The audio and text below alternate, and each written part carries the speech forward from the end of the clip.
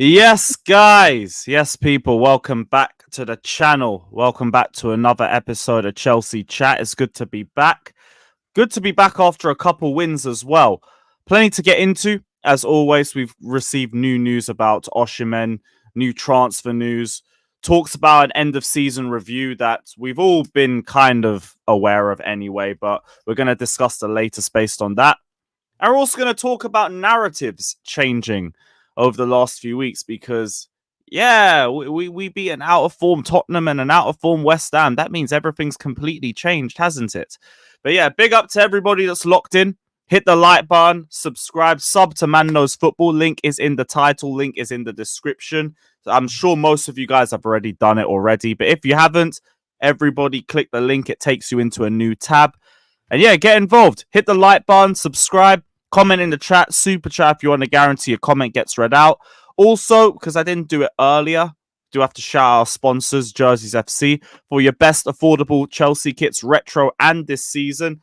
Click Jerseys FC, use the code CarefreeLewisG at checkout for 20% off all kits, not necessarily just Chelsea. And yeah, everybody get involved. Big up to everybody that's locked in. Hit the like button, subscribe, all of that crap. Goonie, what are you telling me, my bro? Hope everything's been good, man.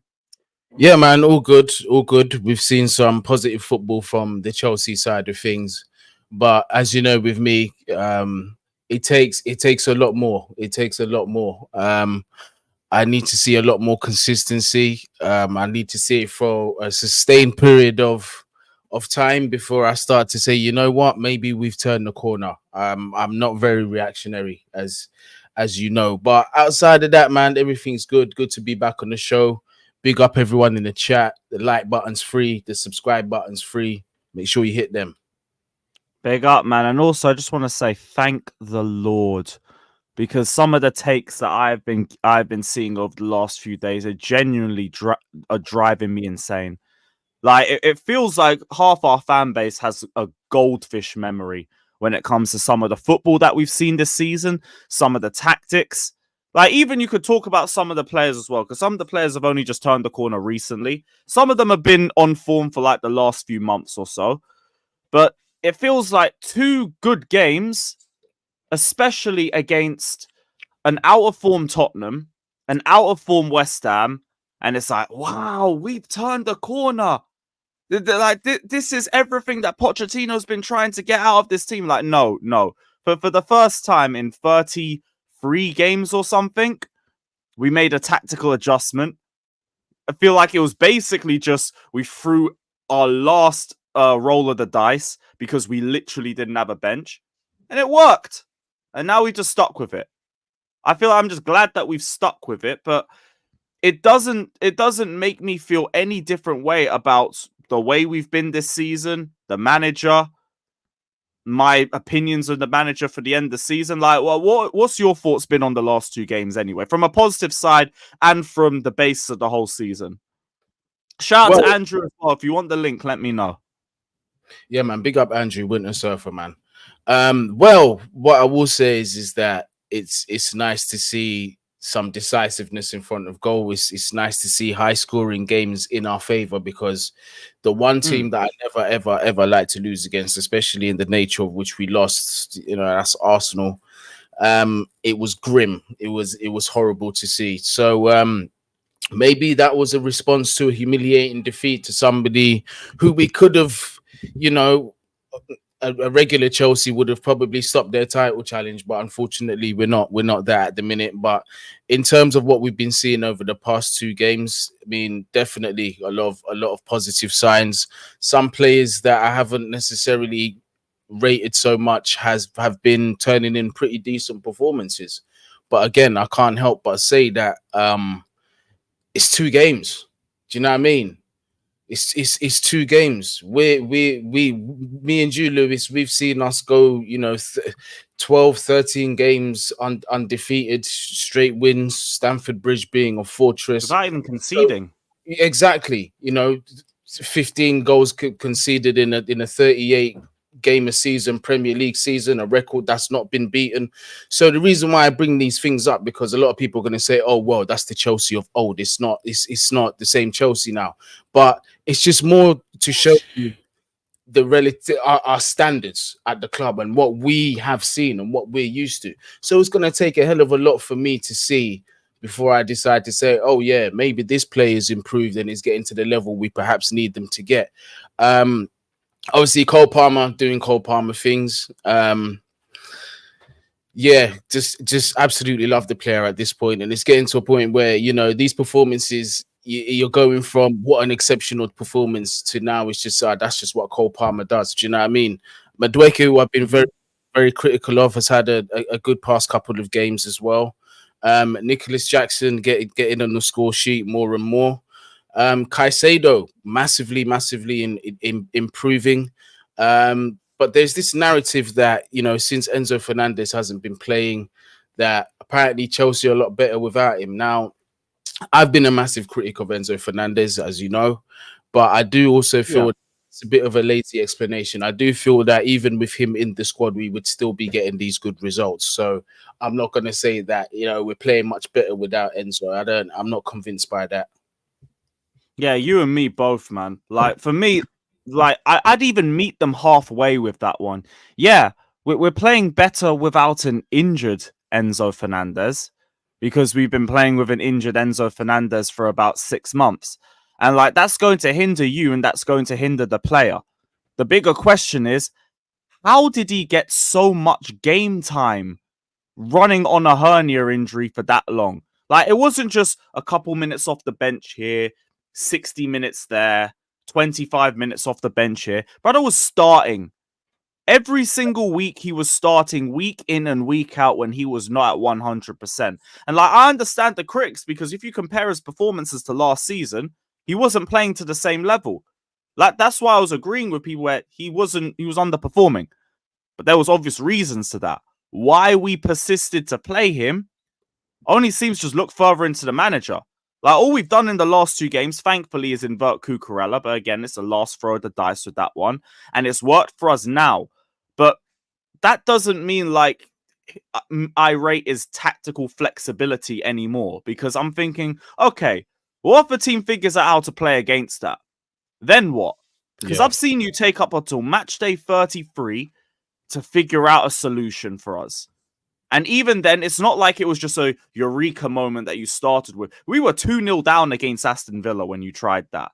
And you tried that because our only attacking option was what? Cassidy? Nobody else?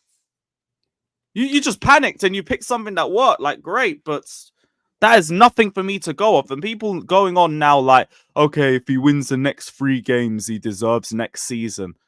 Like, what are we talking about?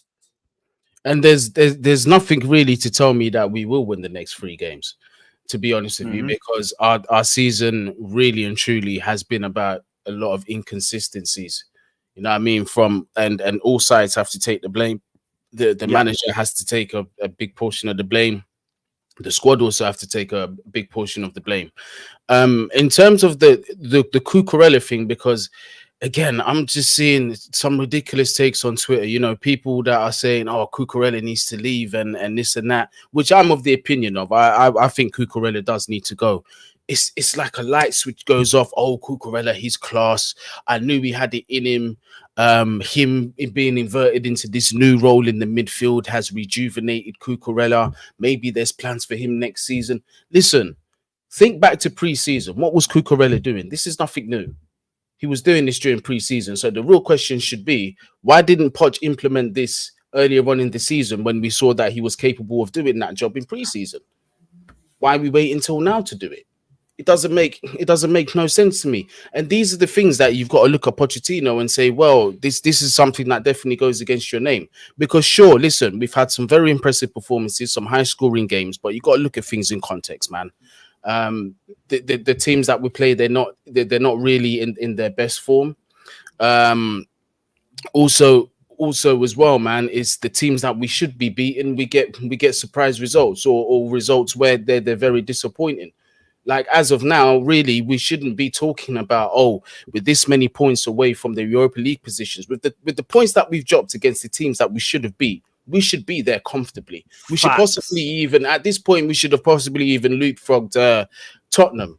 they've just had they've just lost 4 games in a row. And Bro, that would be 2 games, 2 wins and a draw, and we would have already leapfrogged. This is what I'm trying to say. Exactly. This is what I'm trying to say. So for me, it's like a lot of people saying, well, it's improvement, but I just think it's opportunities that I've lost. Or if we do end up getting 5th or 6th, we've fought against the grain in order to do so. We didn't have to make the work as hard as it's been.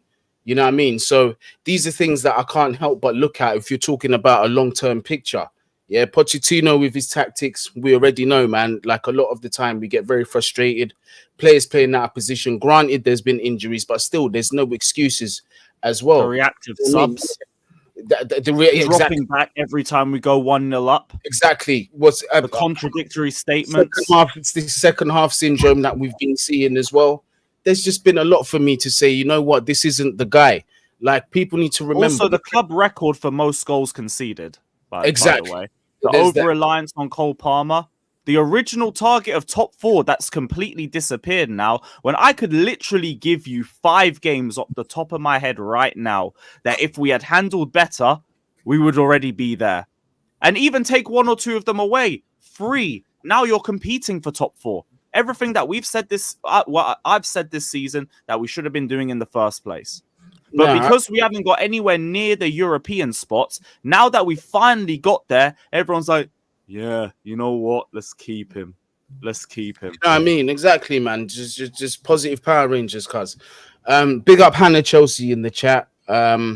Why does no one talk about the owners? Trust me, I've spoken about the owners, and I'm very much in the same mind frame as what you are. It's just I feel like that's speaking about that issue within what we're currently talking about now is sort of conflating the issue. But I do have my reservations about the ownership, 100%, 100%. Yeah, and also people need to stop acting like I don't talk about the owners as well, because like the majority of the time I talk about stuff on the pitch. When I'm talking about streams, when I'm on other channels doing previews and reviews. So I can only talk about the owners and the directors to a point. But I've never been in a position where I've thought the owners are completely blameless in what we're doing. The directors are completely blameless. I've never said that. They are partly culpable as well. The fact that we're talking about what managers are out there potentially, the fact that we're in this position with this current manager is because of these owners and these directors. So it falls onto them as well. Exactly. In that. You know, it's a funny thing. Big up Andrew as well. Big up, guys. There's a funny thing because if Poch had done his job and be higher up the table, the owners wouldn't be getting so much heat. That's the thing. They'd be getting, oh, we just need to add this person. We just need to add that person. Do you know what I mean? It'd be that kind of heat. It'd be good heat. Mm-hmm. It'd be, okay, we got us here this far without having a proper goalkeeper and a proper centre forward and addition here and there. We just need that.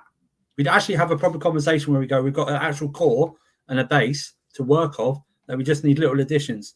Not like into 2021 when everyone was going, oh, we just need Lukaku. And that was rubbish. We needed way more than Lukaku. Yeah. For that squad. We actually have a core.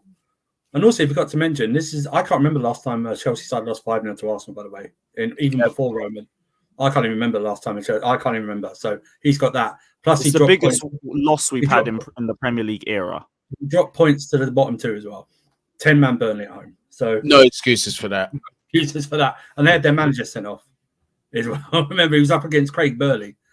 Also, speaking of excuses, this guy says Poch will get the team challenging on all fronts next season. You know, he said he was going to do that this season and then ask for patience in match day 3.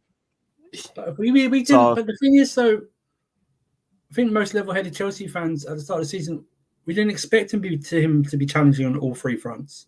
What do you mean? I just wanted to compete for top 4. Challenging for what? Get into the top 4 and maybe a cup. Yeah, I think that was it, right? It wasn't like we want you to title challenge because no one logically thought we were going to title challenge. Go up to Man City and Arsenal. Poch, against Man City. Well done, yeah. If he got second, if he had got second with this, you would give him a new contract after right now, wouldn't you? You'd go. Nobody would be Poch out at all. No, that's what I'm talking about. And then the directors and owners wouldn't be getting questioning their stuff because it would just be great. We've done it. You need to now add. What you've done is one summer you got a clear out and you got a load in to let them settle. Now these lot are settled, and there's been some surprises like Palmer.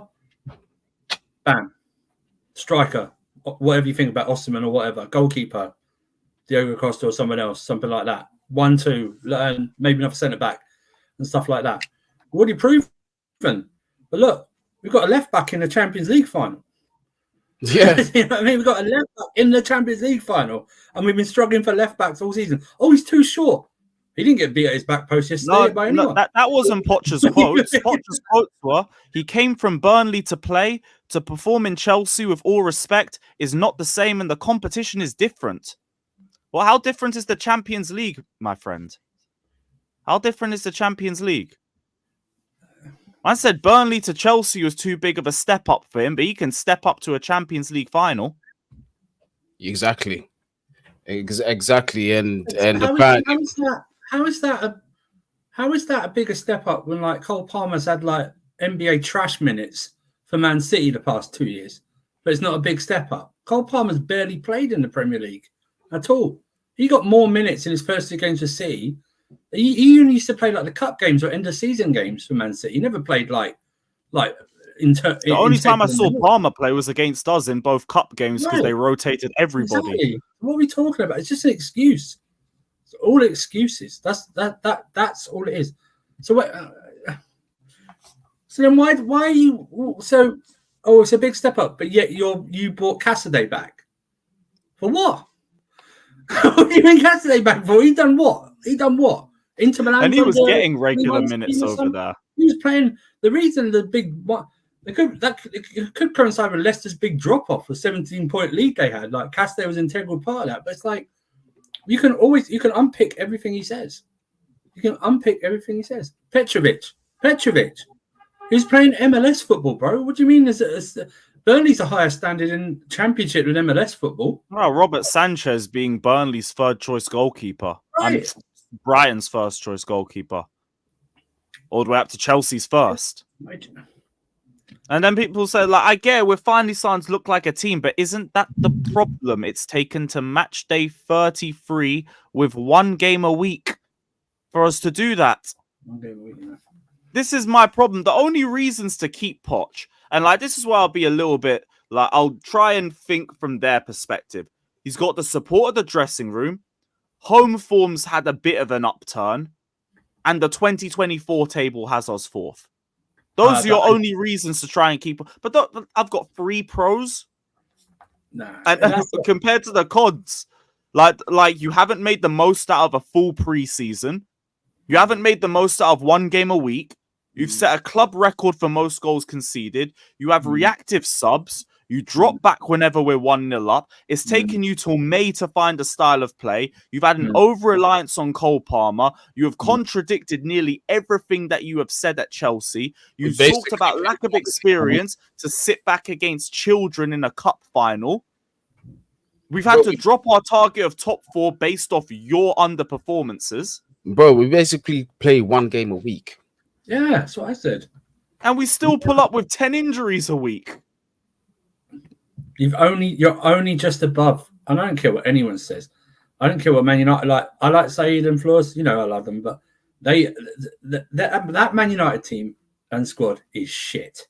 Yeah, it is shit. Yeah, I'm embarrassed that we're only above them now on goal difference, not even points on goal difference, bro. Goal difference. And that's because they're -3. When they said like, oh, we're not the same as Chelsea. No, you're worse. You're just shithousery. You've got the best shithousery in this league this season. You're able to snatch points. And look at that game against Bournemouth when Bournemouth absolutely mullered them and they come out with a point like that. Absolutely, you know what I mean? yeah. You know, we haven't got that. We haven't got shithousery in this team. They have. Once we go more times out of 10, when we go 1-0 down, that's it. That's it. Yeah. That's it. Or we can even against West Ham, right? 1-5-0. They hit the bar twice.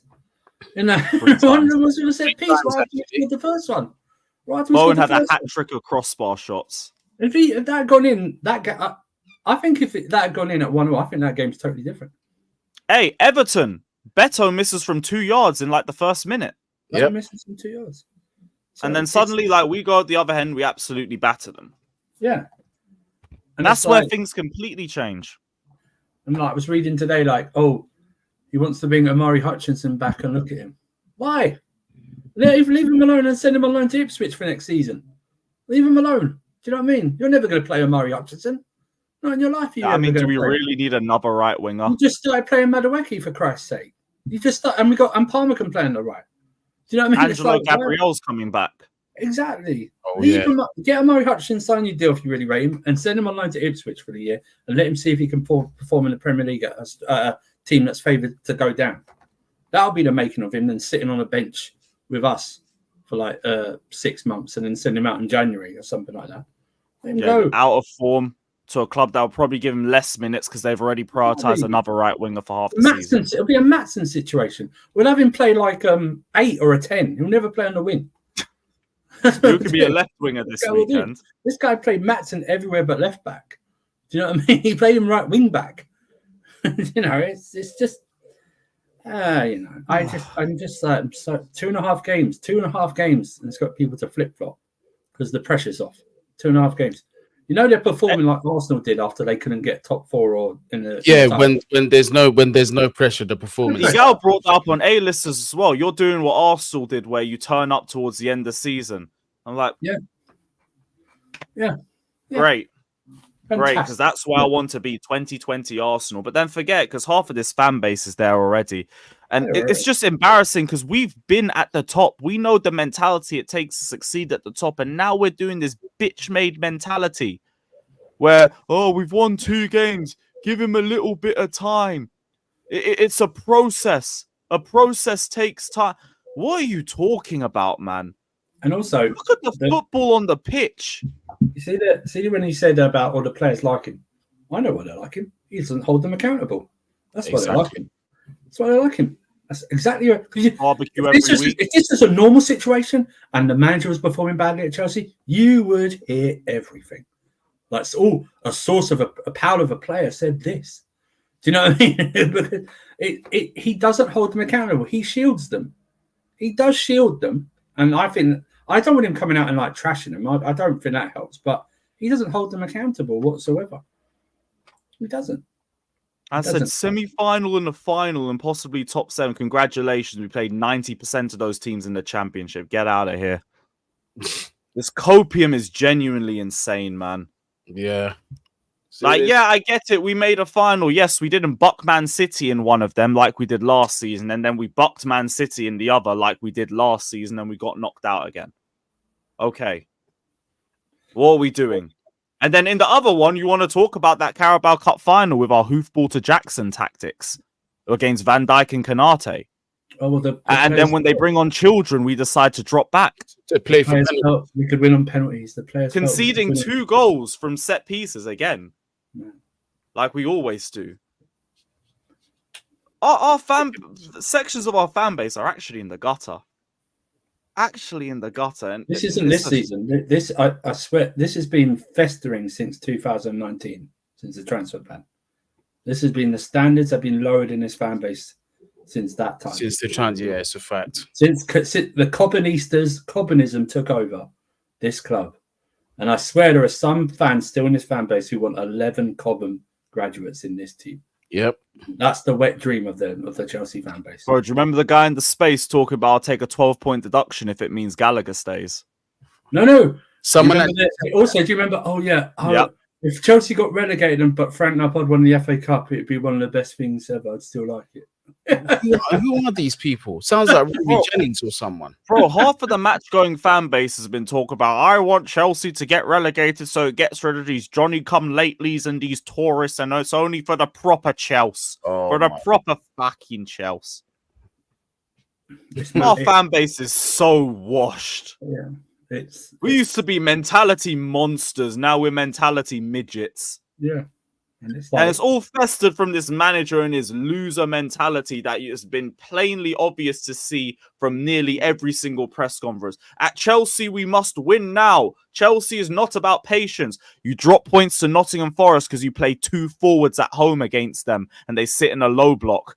And then you say, I need patience. I need patience. Wembley is about winning. You lose at Wembley. Getting to Wembley is a big achievement. Listen to how mad this is, yeah? Although, listen, granted, he wasn't the same person as what he was in his previous club, but We were the club that once said, why did we sign Shevchenko? What's he doing here? Listen to those words. If you knew who Andriy Shevchenko was and what he was doing at AC Milan, we Chelsea fans were saying, why is he here? We don't need him. That's the level that we was at. Falcao. Yeah. Why are we bringing him in? Fernando Torres. Why are we signing Fernando Torres? He's just coming off 2 knee injuries. Why are we signing Fernando Torres for? We're fine. We're trying to retain the league. These are the caliber of players that we're used to. Do you know what I mean? And some people can't understand. Oh, you're a hater. You're a Jackson hater. You're a Madueke hater. Or whatever. Yeah, because fortunately for me, I've seen some of the best of their generation come and play at the club. And I've seen it for a sustained period of time. So please don't look at me as if I'm moving crazy here. You know what I mean? I've just been used to a certain standard. I don't want to drop below it. Facts. Like the criticisms that you've had, or me with other players, everyone with individuals, is only because look where we are. Look where we are. We were, I think, 10th in April. And now because we pulled up to 7th, we're acting like we've done something amazing. No, look at the state of this league, which is only makes it even more annoying that it's taken us to this long to pattern up. Man United are a disgrace. They are a mess of a football club from top to bottom. It's taken us to match day 33. Match day 35 for us to get above them in the table. 3 games left. We've beaten Palace twice this season. You know what I mean? We've been Palace twice this season. They're smacking United up. I'm telling you right now, if he did it even 5 games ago, I think we're above Spurs. Yep. I think we're above. What I don't know how close we are to Villa. I'm not going to say we're in the Champions League race, but we're above Spurs. It's not even the tactical switch in Europe. We're comfortably in Europe. Europa League. We're comfortably in Europa League. It's not even those games before that, though. Think Villa at home, where we made the dumbest substitutions just because we went down to 10 men with 5 points in 5. Bournemouth, we have to protect the point against a winless Bournemouth team at that time. The Man United away game, that disgrace. Everton away straight after that, where we drop our 2 highest goal scorers for literally no reason. Wolves at home, the structure was a mess. Liverpool away, you play a high line against Darwin Núñez with Silva and Disasi at the back. Are you kidding me? Brentford away, going to a back 3 when they lost 12 or lost 15 or something like that. Enzo makes about 4 big chances playing in the middle. We throw him at left wing. Just for no reason. Just go on the left wing, mate. Sheffield United away, Gallagher on both wings in that game. Bro, that might have been the worst structure of the lot. Yeah, he started on the left and then went, no, let's try it on the right. See if that works.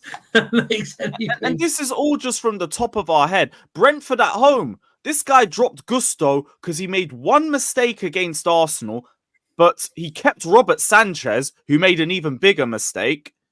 And then we had no overlap on the right-hand side, so we were one-side heavy all game.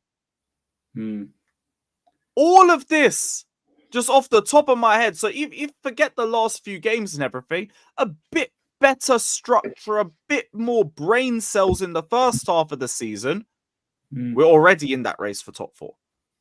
And you can't even people try and do this. Oh yeah, but you've had so many injuries. No, you could have done this with the injuries. You could have done this with the injuries. You could have done. It's not even an excuse anymore. He couldn't have made 4 with all this injuries. I've never seen any of us on 3. Oh, you 2 and 3. I've never used injuries as an excuse this season. For me, they've not been an excuse. They've just been a disappointing thing that's happened. They've been an occurrence of his. I still believe his training methods are to do with most of these injuries. The injuries, 100%. 100%. So, and I hope they factor that into whatever decision making they have, because he's the reason we haven't seen probably about £400 million worth of transfer fee talent on this frigging pitch. Do you know what I mean? So remember him rushing Lavia back for that 30 minutes against Roy Hodgson's Palace. Pointless. So pointless. Levi Colwill at left back when all the left backs were fit at the time as well. They were all fit at the time when he used Levi Colwill at left back. So there's no excuse there whatsoever. He used Chilwell at left wing. Appointing, whatever you want to say about Reece James, appointing Reece James captains always a PR thing, fine. But the vice captain Chilwell, when he's just as injury prone, makes no sense to me whatsoever. Never picking a consistent centre-back partnership, even when they're all fit, making changes, dropping players in when they haven't had a lot of minutes. I mean, the way he dropped Badiashile in away at Newcastle and playing for full 90 minutes when he hadn't played for like 6 weeks before that, since the Blackburn game, is madness. But what he'd done to Ugro Chukwu, that needs investigating alone, what he's done to Ugro Chukwu, you know, and Lavia as well. I mean, that's £65 million worth of talent that we've seen 30 minutes of. Enzo got forced to play game in, game out, 90 minute out on the hernia. Yeah, that's because he's unfortunately he's never rotated them, even though he could have done by moving Cucurella into the centre already. Or even keeping Santos. Yeah, we know that that's not an excuse now. That's no one else, because he could have moved this. It's just if you had a sheet and had cons and pros to keep Poch, on the pro side you'd be looking for more pages. On the con side, sorry, you'd be looking for more pages on the con side. You'd run out of ink. I've got if you're writing if you're typing it, you'd have to, you'd have to do the crunches to keep to keep typing. That's the whole point. It's just, for me, I don't care. Even if we get Europa, that what was reported the other day after the game was like, no, Europa League football, not European football, like Conference League, Europa League football. Fine, but even if he gets Europa League football, it's too little, too late. Yeah, it is. It's too little, too late. It's like it's like when you ask to clear up something and you just do it for an hour before the person gets back or something like that. You only just start doing it. It's too little, too late. I'm sorry. I for the injuries. If I just have one factor, for the injuries alone, no, he cannot stay here. Whether you have to look at the medical department as well, fine. But I believe he's caused most of those injuries. If you look at the percentage of injuries, they don't happen on the pitch. Why are we getting injuries to players during international breaks? That don't go on international breaks. And if you look at his history, it follows him from PSG and from Tottenham. And they're not playing games. What do you think about Dele Alli and his mental issues and stuff like that? He's had to overcome bravely. He even said himself, by the end with Poch's training, it just wasn't working. Do you know what I mean? It just wasn't working. And he's old school. We've seen it today, to get them like fit for pre-season and breathing or something like that. The players come back not used to playing a lot of Premier League. He would just do running drills. That doesn't work after a while. It doesn't, no. It doesn't work. Especially with the players that are already tired or potentially coming off match days. Exactly. There was also rumours that our most strenuous training session was the day before a game. Which probably explains why we look so gassed in the 60th minute of matches and our second half work is never good. Well, rarely good. I guess you could say it's slightly improved now. Abdias is right. That French reporter, Julian Aron's, well connected, obviously from PSG. He said about Poch's reputation for training and everything. This guy made Lionel Messi look ordinary. Actually, he shouldn't have got the job on that alone. Do you know what I mean? He made him look I said 6 goals out of Messi. 6 goals. He played him as a DM and a right wing back in some games. Do you know what I mean? I mean, that goes to upstairs though. The directors. Do you know what I mean? And this is why we can talk about the directors and the owners, because, like I've said numerous times with us this season. Okay, I didn't know about his time at PSG. The recruitment team should have. He should have. Every single thing that I have seen on there, as said, is the same crap that I've seen with us now, in terms of only being good in periods of a game, in terms of being a one-man team. We're the Cole Palmer team. Back then, they were the Kylian Mbappe team. Set pieces, players played out position, injuries following them left, right, and centre. And Lewis, I don't mean to cut you off, bruv. Romano's tweeted something. Let me read it out. I'll just send you it. Understand Chelsea have reached a verbal agreement with Willian Estevao on personal terms, told initial bid still to be sent, but it will be around 32 million euros plus add-ons, as talks with Palmeiras will follow. Nothing done yet, but CFC remain clear favourites since January. That deal's probably done. If he's reporting it like that, it's like... I thought there was still a bit in the balance before this, but... Okay, we got the verbal agreement sorted now. What's the add-ons though? Because wasn't there? He has a 60 million buyout, right? think it could rise to a bit more than 60 million euros. But Now, you're not paying direct. Yeah, it's still the add-ons. I think we initially heard 30 plus 25. Though maybe that might change a bit. This is my thing. This is my thing, right? You know, Brazilians are raving on about he's a bigger talent than Endrick and so on and so forth. I don't listen to all of that kind of stuff because when you come to Europe, the proof is there in the pudding. Are you cut out for it or are you not? Do you know what I mean? But my thing is this is a player that can't even join the club until next year. Yep. He won't even be here. He won't even be here next season. So it'll be the season afterwards where we'll see him. You know what I mean? Now, again, people might say that he's a super talent or whatever, and we do well to get him. But this is quite backwards for me. It's a backwards investment. We're hemorrhaging in the first team for certain things. We need certain, you know, profiles in the first team. But yet we're addressing youth matters before we're doing that. How does this make any sense? That's the same. This is the thing. Go on, Andrew. It's the same with Kendry Pires, right? You know what I mean? It's the same thing.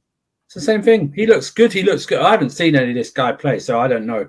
I've seen Kendry Pires play, but like I said, I take a pinch of salt of where he's playing and everything like that. And these apparently they're both coming in next summer, but I need to get to next summer. What are you giving me?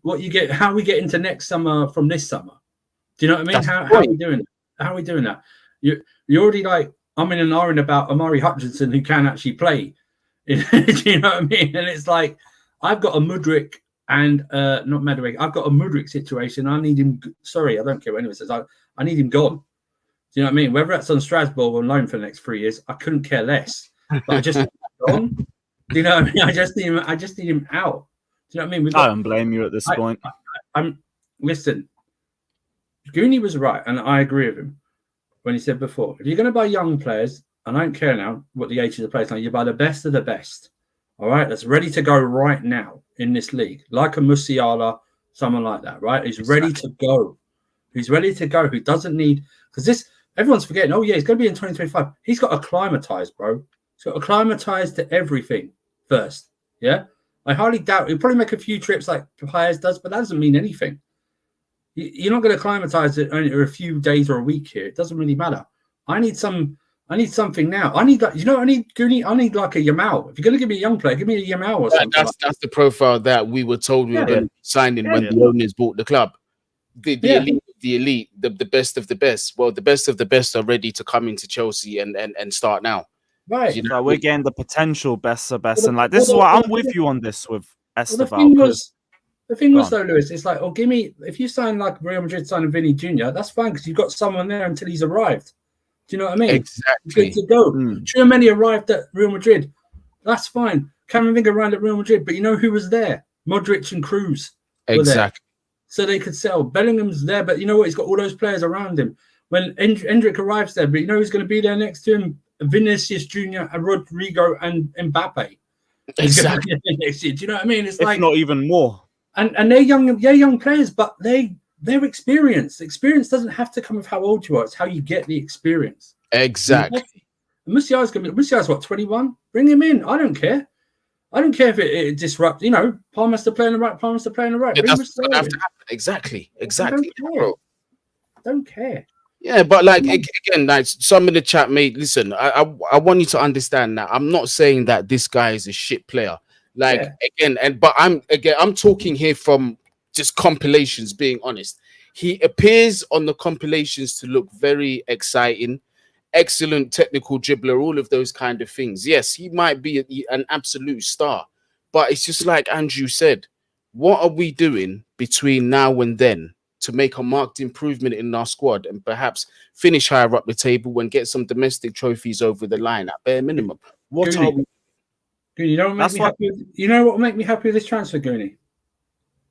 After the season ends, Chelsea have signed Elise. That's what will make me happy about this transfer.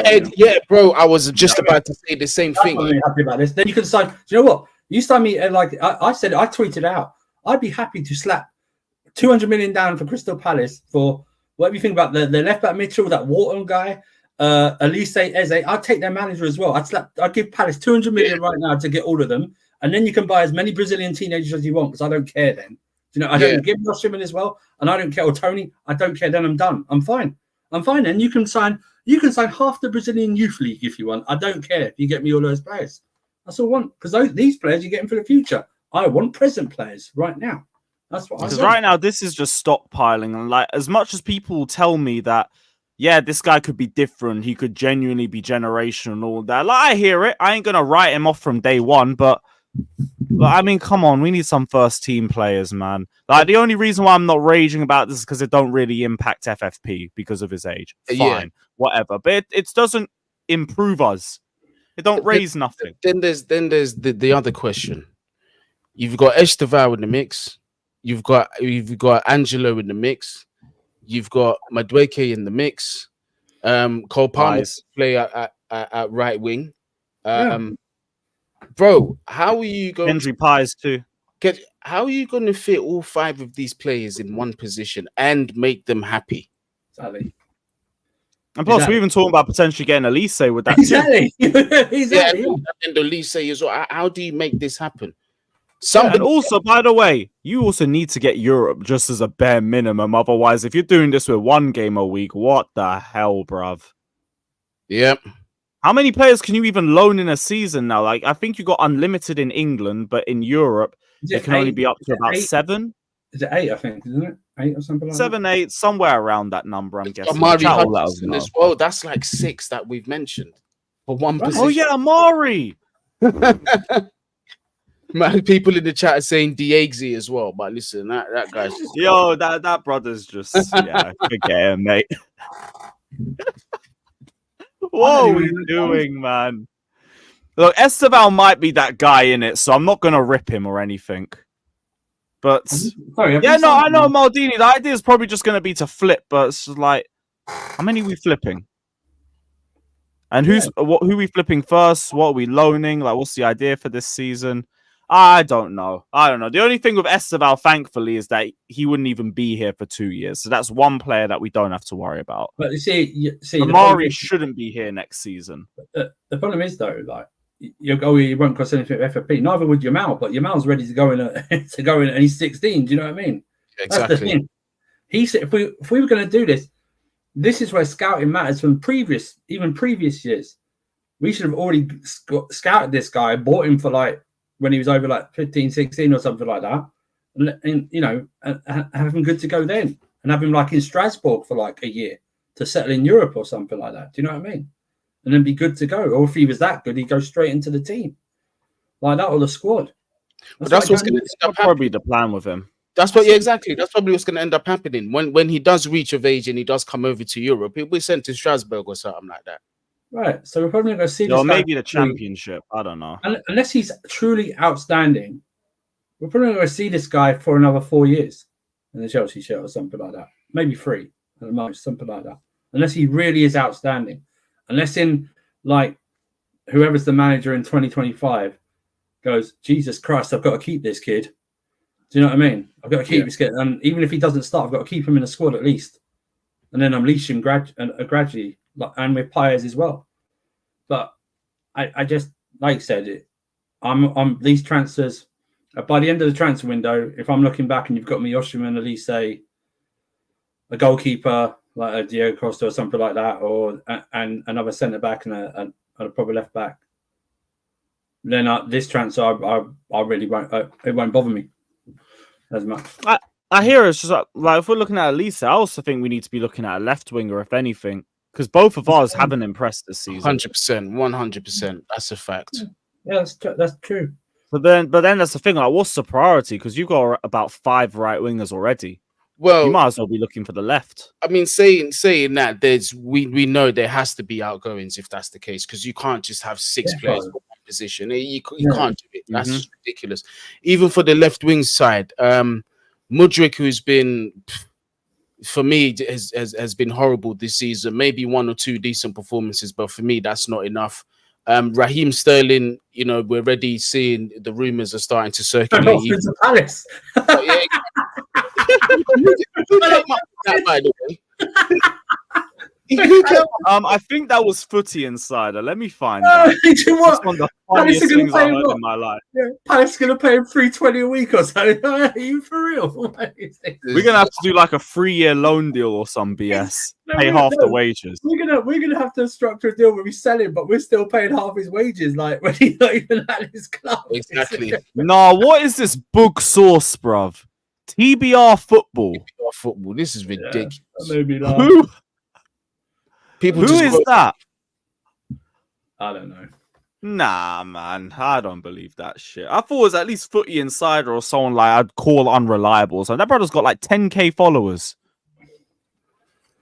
Yeah, that's a weird one. But left wing definitely. You never know. Sterling might just concede and go to Saudi. They might just say, "Listen, here you go. We'll give you like $500,000 plus a week.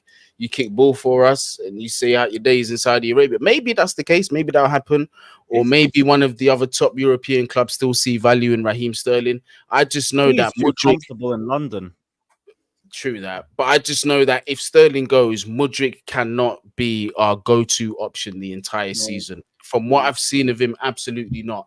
But the good thing is that Joe Shields he's the one that wants Elise. He also wants Nico Williams as well, so he'd be able to play on that left side. I forgot about that. Oh, yeah, I forgot about those, Nico Williams. He's a young player, but he's good to go. Nico Williams, yeah, you know what I mean? He's good to go right now. Joe, do you know what I will say, right? I absolutely despise this recruitment team in terms of Win Stanley and the other flipping clown, Lawrence Stewart. Yeah. But the only one, I've been saying it for a while, the only one that has to stay is Joe Shields. He has to stay at the club. Yeah. I think he's the only one that has been making the sound decisions, and his signings have kind of hit the ground running. He was the one that wanted Gusto. He was the one Jackson that on the wing potentially. I said I've mentioned about Jackson on the wing early in his career. I said this guy looks a lot more of a winger rather than a striker. With the attributes of a support player. Then that would be a 2 birds 1 stone sort of move. To be fair, I still want another left winger though. Even if you put Jackson left, I still want the option. Do you know what I mean? It's just send Mudryk out. I hear you've got to try and fit in Kuka in this team if he's fit as well. Do you know what I mean? That's what you got to try and. There's that. He's also a potential option that could come off the left as well. Yeah. I'd really think that left hand. Yeah, I really think it's the front. Looking at them is quite. Apart from Madueke, the rest of them are quite fluid. You know what I mean? Like that. Madueke's obviously a stickler. I don't know why Madueke can't play on the left. He's got a left foot and he's got a good right foot. I don't know why he can't play on the left. Don't get this. You just haven't tried it. But I hear it. It's weird because he has got a good right foot. He scored that banger against Lewin. Do you know what I mean? I don't know why he just doesn't use it more. But anyway, back to this. It's like, we still got to fit. This is what I'm talking about. Goonie said earlier. You're like, in 2025, how are you going to stick all these, like, and then you're trying to add like Elise to it as well. And, it's like, hey, it's a great puzzle to have for any manager. Do you know what I mean? I wouldn't, but it's all good. But like I said, man, get some, no matter how old they are, get some more experienced players, and like these type of transfers won't bother Chelsea fans anymore. Do you know what I mean?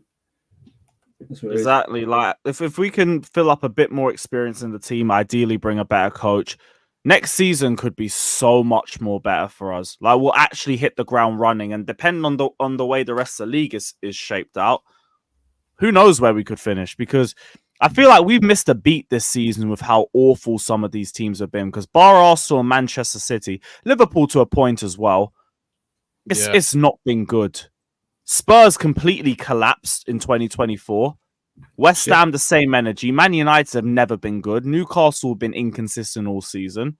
Brighton. And we've been battling out with Wolves and Bournemouth for half the season. Yeah. That's what I'm talking about. That's why it's like, that's why Chelsea fans are like so one of the reasons so disappointed is like, as crap as we've been, how can the team that were in 11th in April or late March still be in contention for a European place? That's not supposed to happen in the league. Do you know what I mean? I know it goes down to 7th, but you'd be a good 15 to 20 points behind the 7th place if you're in 11th normally. Do you know what I mean? You're looking over your shoulder at the people behind you, making sure you can get enough points just to stay out of any relegation battle. But we're like shit, we can still get like we can just a couple of wins together. We move up a couple of places, and it's happened, but it's still like you could have done this earlier. Like we slowly pulled ourselves back into a race for Europe with an 8-game unbeaten run that I think had 5 draws in it, 6 draws, including Burnley and Sheffield United. Yeah, scraping Manchester United. Yeah, literally scraping past Man United. Let's face it. The only convincing games in that would have been Everton and Newcastle, and even Newcastle they pulled 1 goal back late. Yeah. Crystal Palace, I don't care about the 3-1 win. That was a hideous game of football. That was awful. Oh, yeah, we were terrible. That first half especially. Jesus Christ. That first half was horrible. Yeah, and then we're getting late goals. Yeah. Yeah, we scored 2 late goals against, get this, the team that's conceded the most goals after the 90th minute this season. Before that game. And one's a penalty and one's a heavy deflected shot as well. It's ridiculous, man. Like, you put context into so many of these games, and it's like, bruv. It just annoys me about other rival fans. It's like the way they talk when they talk about Chelsea or Poch is to be given time. But then they talk about Man United. No, Ten Hag's rubbish. Look what he's done this season. Yeah, and it's like what? What? I tell you, the gaslighting this season has been generational. The glazing of rival fans for Poch sometimes. Well, some rival fans to Poch sometimes is mad. But when we finally get a cohesive system for these players and we win 2 in a row, no praise for the players. But when we lose a game, all criticism for the players. Yeah. And it's never Poch's fault.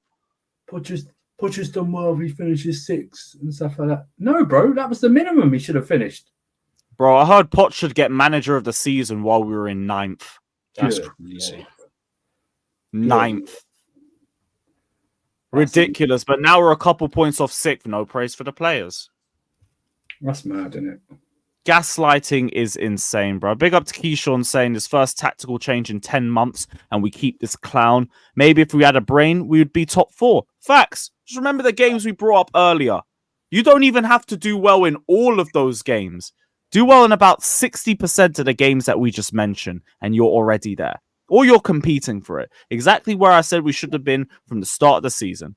It's big up to CNAC saying, let's add Chilwell at left wing, with Mudryk and Sterling healthy, not using Maatsen or Cucurella ahead of Colwill from the game 1, not to mention coward tactics in the cup final. I also want to add being dominated by a Middlesbrough team with 16 injuries. Oh, yeah. And then moaning about injuries in the post-match press conference. What did Carrick say? We knew they were going to play Colwill, and we targeted him at left back. Meanwhile, Maatsen just sat on the bench. That's what Carrick said after the game. We knew Colwill was going to play at left back, and we targeted him. They cooked us on that side as well. In fact, where is that one? I want to check. Was Cucurella fit for that game too? Remember the Leeds and the Leicester? No, FA he Cup wasn't. game? Okay. Remember the Leeds FA Cup game after the cup final? How we scraped past Leeds. Remember the Leeds FA Cup game and the way we scraped past Leeds in the FA Cup? Yep. What about the Leicester game when he brought Sanchez back in goal? Why? And we dropped another 2-goal lead.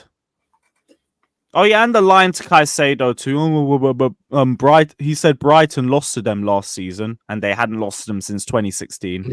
And Caicedo weren't even a football player then. Giving Carney, even when he was fit, Carney trash minutes as well. Not bringing him on. Oh yes, and then him just getting re-injured yet again in training. The Wimbledon game. Oh brother. Brother. Talk about an early red flag. Like the way we struggled to break down a League 2 Wimbledon low block was actually laughable. Let's take it to the second game of the season. Bring in Caicedo for his debut. He hadn't had any pre-season games. He looked half fit. Chukwuemeka off injured, and we tried to bring on Mudryk instead when he's not even comfortable playing in the 10. At least now he's had a couple games there, but he didn't then, and it killed our balance. He had a 0 out of 10 off the bench. And they just cooked us on transition all the time. And what do you think about these players? Like, what do you think about Broha? He scored in the FA Cup game. What's his reward? Drop the next game against Middlesbrough. Play Cole Palmer up front. Mudryk, equaliser against Newcastle on the bench. On the bench, yeah. Decent games on the bench the next one. Madueke, same energy. They're like, oh, Madueke was finally improved. Guess what? Madueke is finally getting starts. And he's only getting starts because, did you see our bench for the last 2 games? Oh, yeah. It's just youth players, isn't it? Yeah, like, no wonder Madueke is finally getting game time. There's nobody left. There's literally nobody left. And it's another one. Some of these injuries that he's had, he's known that are going to be long-term. And he hasn't prepped some of these youngsters in the youth squad to step up. Do you know what I mean? We've known about the right back issue. We know James has been out for ages. Like a Chimpong should have got more minutes, possibly. Do you know what I mean? We don't have another centre back. We could have, we don't have another left back. He's had the opportunity. I mean, I didn't know half those players on the bench the other day. Do you know what I mean? Stuff like that. I mean, Gilchrist got Youth Player of the Year last night, but that's because he's the only one he's chosen to play. Yeah. So, like Jimmy came off the bench once. Akipong came on once. Yeah. And it's like, we've known about this. Like, Nkuku's been in and out, so you've known that you needed another attacker. We're just fortunate for 2 reasons that Jackson managed to not get another booking after hitting 9, so he wouldn't be out for 2 games. And also that he's not been injured. Because we didn't replace Rojo when he went out on loan. No. That's obviously not Poch for sending him out on loan. That's on the guys upstairs. But we've been very fortunate. Yeah. So I said it before and I say it again, he's the worst manager for what I expected for the past 30 years. In terms of him even shielding the players, like, he don't even do that half the time we lose games. He blames it on chances that we didn't take. And it's like, okay, cool. We only create them in a volume of the match. We barely dominated games in the first half of the season. Barely. But if you had a good defensive structure, missing those chances don't matter that much. Do you know what I mean? Look under Conte, Mourinho, even under Tuchel for the first part. Like, he set up a good defensive structure. So we were going to miss those chances, but we didn't end up getting beat. Mourinho said it perfectly. Like, defending is 75% structure, 25% players. Exactly. Yeah. But hey, again, everything is Poch's fault. Big up to Cenac saying, this is where an experienced director of football over these directors is more important than a new manager. One person making the football decisions is needed this summer. This has been my biggest problem with the way our ownership is set up. Too many damn cooks in the kitchen. So it takes us ages to get to a conclusion on anything. That's why it took us ages to sack Potter. That's why it took us ages to find a new manager. The fact that it was Pochettino is just sackable offense in itself. That's why they've been back and forth all throughout the second half of the season. Oh, should we keep him? Oh, should we get rid of him? They can't agree on a damn thing. We need like just a couple of heads in there, and that is it. Nothing else. Big up to Dylan saying it has to be Pies right, Cole attacking mid, Estevao left. So then we're selling Angelo Gabriel, we're selling Amari, and we're selling Noni. I don't even mind in that case. Like, just keep the best of the best. Yeah. But can Estevao even play on the left? Probably. They say he's 2-footed. Fair enough. Hey, fair enough. Fair enough. We'll see. We'll see. Like, it's way too early to even try and figure out what our 11's going to be in a few years. But hey, I guess we'll see. The Super Monty says, ask Goonie about Enzo. We did touch on that earlier anyway. But thoughts on Enzo? Just to wrap it up. I'm just going to say it real quick. We need to see a massive improvement next season. But it's not just Enzo. We need to see a massive improvement from the entire squad next season because I hear what Surfer and Lewis is saying now. Perhaps we should be talking about being in a higher position than what we are now. But I just think overall in general, I know this is slightly going off topic. Super Monty, you did ask about Enzo, but again, it's kind of got me into talking about the squad. This transfer window is going to be absolutely key, and identifying priority positions is even more important than it's ever been. Goalkeeper needs to be addressed. With Thiago Silva, an experienced defender, is going to be leaving the club. It's going to be interesting to see how we address that. Striker situation looks like the Osimhen situation is getting resolved, and hopefully Lukaku also goes the other way. That's what's been spoken about. And if we can, touch on the left back issues and potentially the wingers. Get Chilwell out, man. Get Chilwell out. Yeah, that's what I mean. So there's still we spent a lot of money, but unfortunately, there's still a lot that needs to be done. But yeah, there needs to be just an overall improvement, not just Enzo Fernandez. Everybody needs to improve massively. Facts. Yeah, because you're right. Because as good as Caicedo's been the last few games, I'm not having the first part of his season again like he had the next season, like he had this season. I don't care if Enzo's and Enzo pre-injury, he wasn't even shining like that by the first 3 games. I'm not having this. Listen, I think Jackson's a goodish player, obviously not a number 9, but even he needs to improve on his finishing at least. 100%. You know what I mean? He needs to improve on that. I don't care. All of them need to improve. They need to step up. And you talk about the centre backs with Thiago Silva. Leaving for Farner's fitness. Sorry, in doubt. I don't care what anyone says. He's got to prove he can walk, let alone run at this moment, isn't he? Do you know what I mean? Yep. What do you think about this? Sassi's obviously not good enough to start. The Shilly's had injury issues. I think we need to talk about, obviously later in the summer, of signing 2 experienced centre backs. Yeah, potentially, but I think with these players too, now they would have had a year's worth of experience in the Premier League. Like, now you lot need to prove yourselves. Now you lot need to show that you can hit the ground running. Hopefully with a better structure as well, it helps you out too, but you'll understand the intensity of this league more. You'll understand what's going to be asked of you in terms of breaking down low blocks, in terms of end-to-end action, in terms of your decision-making. And that is going to be where we see which one of these players will actually continue to grow and which ones we should probably just... we're talking about left back. I'd start another right back. But I can't trust James's fitness. I mean, James needs to prove himself this season. This season, he needs to play a minimum, not just the games. I think he needs to play like 30 league games. Minimum. If he has an injury that breaks down and it's linked to, I'm sorry, I love Reece James. Hands up. It's gusto, and get him a backup. Because now he's done the surgery, innit? So yeah, no now excuses. he's done the surgery. It's the Kante thing. Do you know what I mean? I'm sorry, I love Reece James and stuff like that, but bro, and that's why I want Poch gone, because I don't want him near Reece James. You know, Reece James has already got injury issues. I don't want Poch near him. Do you know what I mean? He cripple him. Imagine Kante was here with Poch. Kante would have to have bionic legs. Imagine Jorginho trying to do all this running in the Poch system. Wow. Imagine Eden Hazard with Poch. Jesus Christ. Hey, Poch is taking over him for Soccer Aid. He might not even make that. I hope he's got ankle replacements or something ready, because he's gonna be done. Unbelievable. He needs the same vibes, just like, fuck you, I'm walking. I'm playing walking. Well, actually, Gooney, what do you think about someone put in the chat? What do you think about Kirkes from Bournemouth? I think he's a good left back. Young, fits the profile, talented. We just don't know what Bournemouth are going to ask for him, because it's when it comes to Chelsea, we're known for overpaying. So why are they not overcharged? They just asked for 50 million, really. Like, yeah, but listen, I'll be real. He does look like a good player. He does look like He does. All right, well, big up to every single one of you that's been locked in anyway. It's been yet another brilliant episode. Big up to everybody. Hit the like button, subscribe to Goonie, subscribe to Casually FC.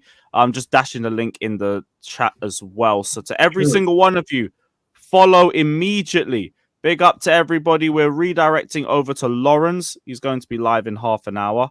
Stay tuned there. And yeah, we'll be back tomorrow. Big up to everybody. Like, subscribe. As always, Poch out and up the Chelsea. Southgate out, clear.